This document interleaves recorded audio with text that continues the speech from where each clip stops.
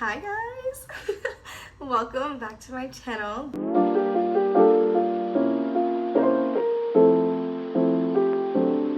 This video, we're literally going to learn all about foundation, whether that's like blending, what kind of foundation to use, how to set it, literally everything. If you've ever had any troubles with foundation, this video hopefully is going to help you out.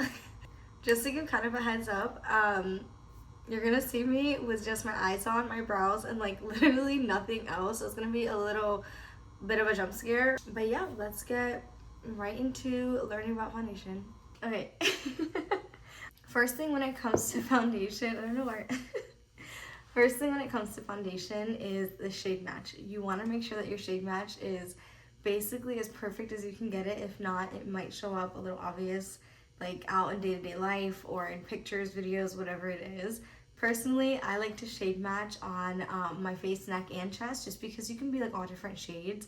So I like to do all three, and then I will show you how I do it as well. This is the Maybelline Fit Me Matte and Poreless Foundation. I'm in shade 228 Soft Tan. I always take a flat brush like this. I'm gonna pour some on my hand. Just a tiny bit. One shade matching. Once I find my shade, obviously I'll go in with more.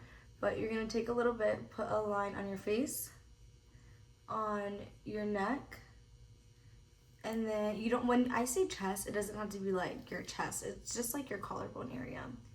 And then a line on your collarbone. You're gonna get a sponge or a brush, whichever one that you choose. I'm gonna just use a sponge. If when you blend it out, it matches perfectly into your face, that's good. That's a really good start. It's most likely going to match with your neck and chest, but you still want to double check with your neck and chest again, because what if your face is a different shade than your neck and chest? It's not going to look as seamless. Your neck, blend it out. Again, if it blends out into your neck perfectly fine, we're kind of like thinking that this is going to be the shade.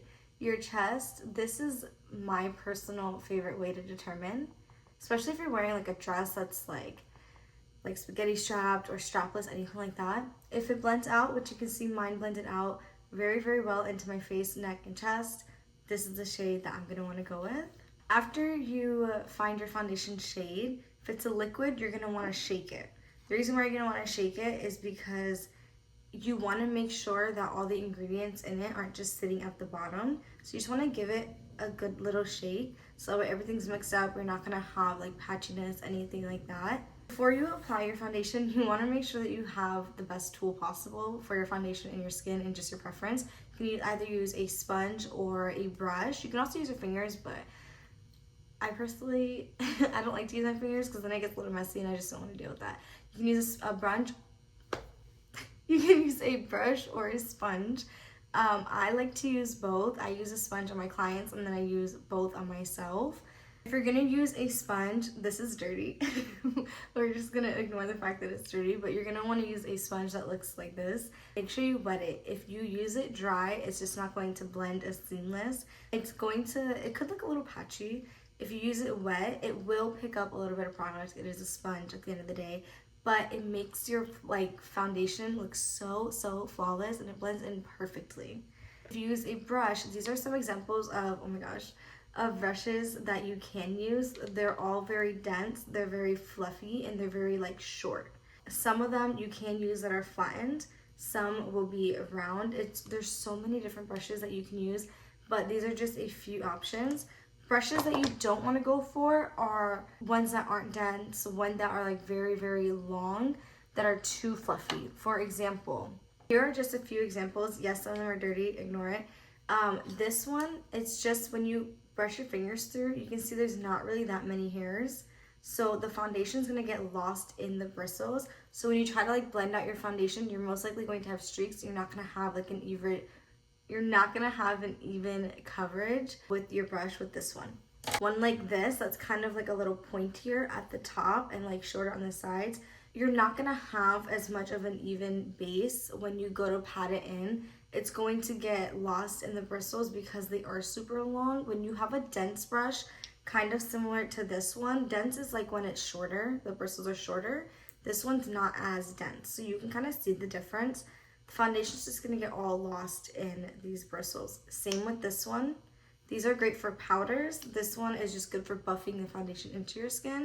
That's kind of more what you want to go for. These are other really, really good examples of what you could use. I don't use these for foundation brushes just because I use these for something else, but they're very dense and you can definitely pat your foundation in perfectly and get a really, really beautiful blend with these type of dense brushes.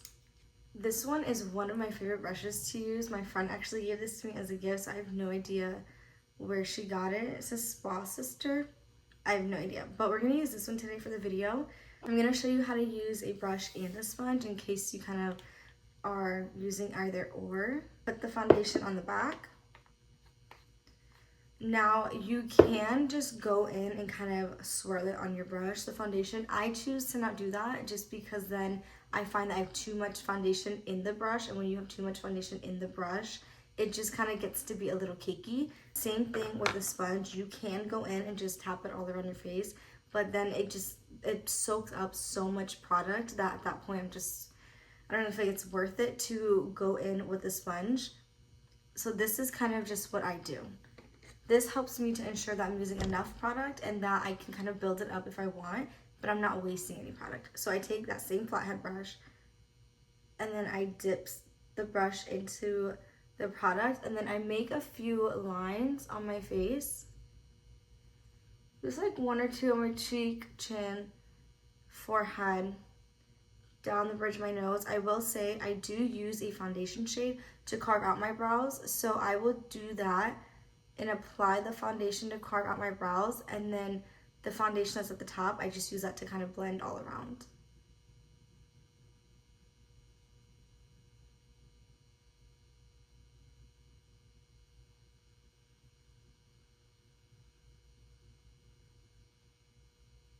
I usually have some excess on the back of my hand. That's fine, we're gonna get to that. I leave it so that way if I want to add more coverage to certain areas, which is usually like my cheeks and my chin, because that's where I have like a little bit of acne scars, obviously I want those covered up. So I go back in and use this product that's left over. I'm gonna do half of my side with a brush. I don't know why I just spaced out.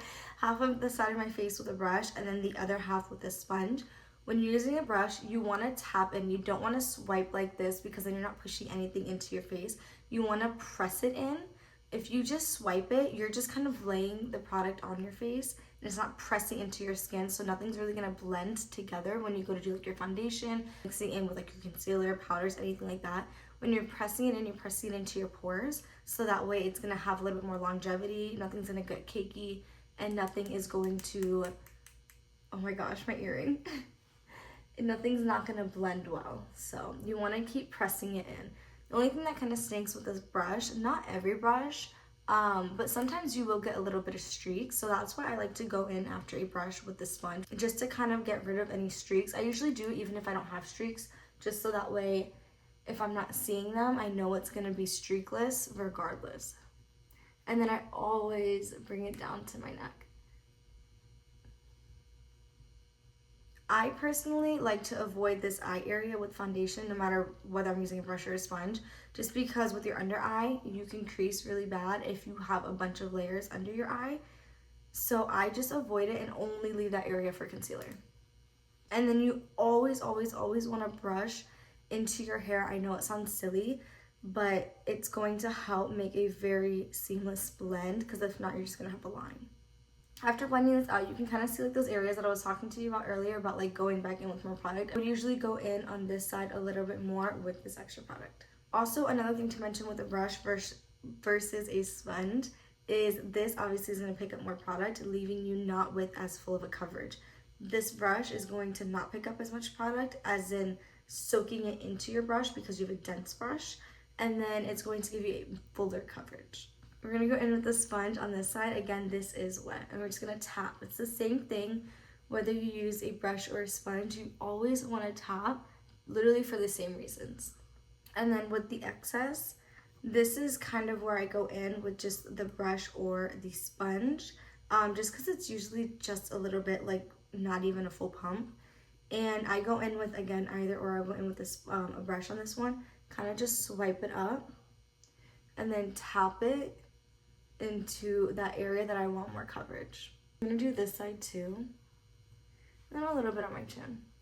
You just tap it in and you see how it kind of just gets rid of that problem area. The other thing you want to keep in mind, especially when you have problematic areas like pimples, discoloration, literally anything like that, is the coverage of your foundation. There's light, medium, and full coverage. Some of them are buildable, some of them are not.